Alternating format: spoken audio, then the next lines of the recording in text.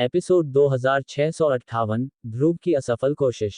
भाइयों, वीडियो को ज़्यादा से ज़्यादा लाइक करें, वीडियो को शेयर करें और चैनल को सब्सक्राइब करना ना भूलें। भाइयों, ज़्यादा से ज़्यादा भाई मेंबरशिप लेकर चैनल को सपोर्ट करें। बाद में ध्रुव के नेतृत्व में नेहा और मानस के समूह के बाकी लोग एक प्राकृतिक झील के सामने पहुंचे। नीला आकाश, शांत झील और अंतहीन पहाड़ी जंगल। प्राकृतिक रंगों के कारण ये क्षेत्र विशेष रूप से सुंदर दिखाई देता है। विशेष रूप से झील की सतह पर तैरती धुंधली कोहरे की परत के कारण ये स्थान परिलोक जैसा प्रतीत होता था। जब समूह इस स्थान पर पहुंचा तो नेहा, जो ध्रुव के पीछे थे, और मानस, जो आकाश ईगल के 5 लोगों में से थे, ने तुरंत इस स्थान को पहचान लिया। ये स्थान नवाल सांप का घोंसला था। साथ ही यह उजाड़ प्राचीन खंडहरों का प्रवेश द्वार भी था। हम यहाँ क्यों आए हैं? मुझे नहीं लगता कि झील के तल पर कुछ होगा। नेहा ने उसके सामने झील पर संदेह से देखा। वह शंकाओं से भर गई। वह अपनी शक्ति से झील के तल पर कुछ भी महसूस नहीं कर पा रही थी। हालांकि वहां अभी भी जादुई जानवरों के कुछ निशान थे, लेकिन ये साबित नहीं हुआ कि इस जगह के बारे में कुछ खास था। जहां तक खंडहरों की बात है, वे कई साल पहले ही बंद हो चुके थे, इसलिए उनके लिए उनके बारे में सोचना और भी असंभव था। बड़े भाई शौर्य, क्या आप सोच रहे हैं?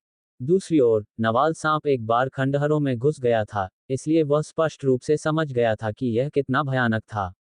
यदि वह सहायता प्राप्त करना चाहता है तो अंदर का साथी बहुत अच्छा सहायक होगा। हाँ, मैं कोशिश करना चाहता हूँ और देखना चाहता हूँ कि क्या मैं खंडहरों को फिर से खोल सकता हूँ। यदि यह संभव है तो मुझे लगता है कि हमें एक और मूल परिवर्तन योद्धा प्राप्त करने में सक्षम होना चाहिए। ये सुनकर ध्रुव मुस्कुराया। उसे स्पष्ट रूप से उस शक्ति की ताकत याद थी जिसे उसने उजाड़ प्राचीन खंडहरों में महसूस किया था। यह एक ऐसा अस्तित्व था जिसकी तुलना वह उस समय से नहीं कर सकता था। उस समय ध्रुव ने लोकेश के शब्दों के माध्यम से तुरंत पुष्टि की थी कि वह व्यक्ति एक मूल परिवर्तन योद्धा था। परिणामस्वरूप, यदि वे उजाड़ प्राचीन खंडहरों को फिर से खोल सकते हैं और सफलतापूर्वक उस व्यक्ति की सहायता प्राप्त कर सकते हैं, तो उनके समूह को एक और मूल परिवर्तन योद्धा प्राप्त होगा। ये सुनते ही उसके पीछे मौजूद लोगों के हाव भाव तुरंत बदल गए। यहां तक कि हरीश, नवजोत और अन्य लोगों ने भी अविश्वास की अभिव्यक्ति प्रकट की। यहां तक कि डॉक्टर परी और आकांक्षा के चेहरे पर आश्चर्य प्रकट हुआ। दूसरी ओर नेहा ने भौहें चढ़ा लीं और ठंडे स्वर में कहा, क्या तुम पागल हो? आमतौर पर प्राचीन खंडहरों की मुहरें विशेष होती हैं। बाहरी लोगों के लिए इन्हें खोलना नामुमकिन है। यदि आप उन्हें जबरदस्ती खोलते हैं तो आप केवल सील के भीतर निहित शक्ति के प्रतिक्रिया से घायल होंगे। भले ही आप उन्हें मुश्किल से खोल सकें, फिर भी आप अपनी इच्छानुसार प्रवेश करने और बाहर निकलने में कितने आश्वस्त हैं? उद्धरण चिन्ह। इस अचानक ठंडी चीख के सामने उपस्थित सभी लोगों ने अपनी निगाहें नेहा की ओर कर लीं, जिसके बाद उन्होंने ध्रुव और उन दोनों के बीच अपनी निगाहें आगे पीछे घुमाईं। उनके दिल स्तब्ध रह गए। यह विशेष रूप से मामला था जब सभी ने ध्रुव के मुंह के कोने पर मुस्कान देखी। उनके दिल में एक अस्पष्ट अनुमान जाग उठा। नेहा के सुंदर चेहरे पर तुरंत एक चमकदार लाली चमक उठी जब उसने महसूस किया कि हर कोई उसकी ओर देख रहा है। जब मानस के समूह ने ये देखा तो उनकी आंखों में आश्चर्य छा गया। तुरंत उनमें से कुछ ने तुरंत शांत होने से पहले चुपचाप एक दूसरे पर नजरें डालीं। सबके बीच केवल डॉक्टर परी ही अविचल रही। हालांकि उसकी जोड़ी आंखें, जो एक जटिल अभिव्यक्ति के साथ टिमटिमा रही थीं, ध्रुव को ध्यान से देखती रहीं। उसने उसे एक क्षण के लिए भी जाने न दिया। क्या आप मेरे बारे में चिंतित हैं? इस समय ध्रुव के मुंह से अचानक ऐसे शब्द निकले। तुरंत मानस के समूह के दिमाग में एक अदृश्य तूफान फूट पड़ा।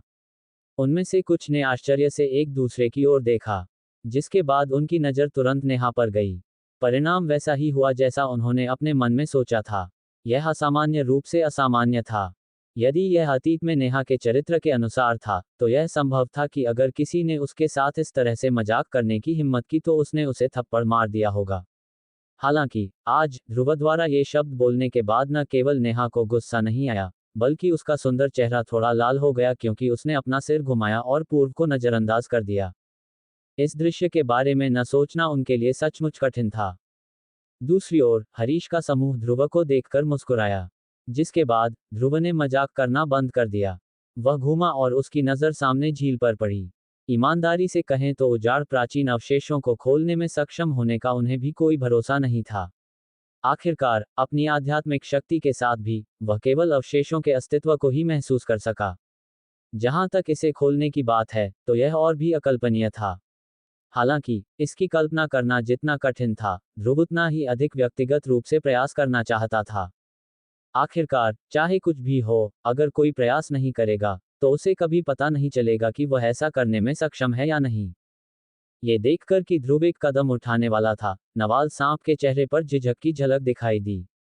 उसने अपना मुंह खोला, परंतु जो शब्द उसके मुंह से निकलने ही वाले थे वे वापस निकल लिए गए। उसी समय ध्रुव के दिमाग में एक विचार आया। उसकी भौहों के बीच बढ़ती हुई आध्यात्मिक शक्ति तुरंत बाहर निकल आई। विशाल और शक्तिशाली आध्यात्मिक शक्ति एक सुनामी की तरह थी जो पूरे स्थान पर छा गई।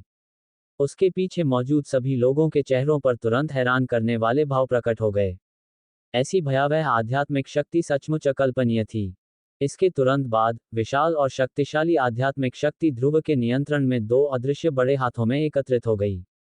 उन्होंने बलपूर्वक उसके सामने झील को तोड़ डाला। झील का पानी गिर गया। झील की सतह के नीचे एक हल्की सी स्पष्ट शक्ति ने दो अदृश्य हाथों का विरोध करना शुरू कर दिया। समय समय पर वे एक दूसरे से टकराते रहे, जिससे झील के पानी में जोरदार विस्फोट हुआ। इससे पहले कि झील का पानी गिरता, वह शक्ति की एक अदृश्य लहर में बह गया, जो झील के बाहर लोगों की ओर दौड़ रही थी। जवाब में नेहा ने बस लापरवाही से अपना हाथ लहराया और पानी की बूंदें और अदृश्य लहरें नष्ट हो गईं। जैसे ही दो अदृश्य हाथ झील के नीचे अदृश्य शक्ति से टकराए, भीड़ अंततः प्रतिबंध के बाहर देखने में सक्षम हो गई। झील की सतह पर एक लाल लाल शक्ति अवरोधक फैला हुआ है। दूर से कोई एक विशाल लाल लाल शक्ति प्रभामंडल देख सकता था। यह उजाड़ प्राचीन खंडहरों का प्रवेश द्वार था। ये दृश्य देखकर उनके पीछे मौजूद सभी लोगों के चेहरे पर आश्चर्य के भाव थे। इस दृश्य के सामने आने से पहले उन्हें इस जगह पर किसी भी अजीब शक्ति का आभास ही नहीं हुआ था। भीड़ के सामने नेहा ने खंडहरों के प्रवेश द्वार को धीरे धीरे प्रकट होते देखा तो उसकी भौहें चढ़ गईं। उसका दिल अनायास ही कड़ा हो गया और आध्यात्मिक शक्ति उसके शरीर में चुपचाप प्रसारित होने लगी। जैसे जैसे ध्रुव की आध्यात्मिक शक्ति ने हमला करना जारी रखा, उजाड़ प्राचीन खंडहरों का प्रवेश द्वार हर किसी की आंखों के सामने स्पष्ट होता गया। फिर भी ध्रुव ने कितनी भी कोशिश की, प्रवेश द्वार खुलने का कोई संकेत नहीं दिखा। छोटी सी दरार भी नहीं दिखी। धत्तेरी की, ध्रुव ने चुपचाप अपने दिल में कहा। उसने और भी अधिक उन्माद में अपनी आध्यात्मिक शक्ति दो अदृश्य बड़े हाथों में डाल दी। एक क्षण बाद उसके माथे पर ठंडे पसीने की धारें उभर आईं। 1 घंटे बाद, जब ध्रुव ने अपनी सारी बची हुई आध्यात्मिक शक्ति दो विशाल हाथों में डाल दी, एक लाल लाल रक्त तीर अचानक प्रवेश द्वार से निकला जो बिल्कुल भी नहीं बदला था। ये दो अदृश्य हाथों को पार कर गया और ध्रुव की ओर बुरी तरह से घुस गया। इसी समय नेहा की आकृति अचानक चमक उठी। पलक झपकते ही वह पहले से ही ध्रुव के सामने थी, रक्त तीर को रोकने की कोशिश कर रही थी। भाइयों, वीडियो को ज़्यादा से ज़्यादा लाइक करें, वीडियो को शेयर करें और चैनल को सब्सक्राइब करना ना भूलें। भाइयों, ज़्यादा से ज़्यादा भाई मेंबरशिप लेकर चैनल को सपोर्ट करें।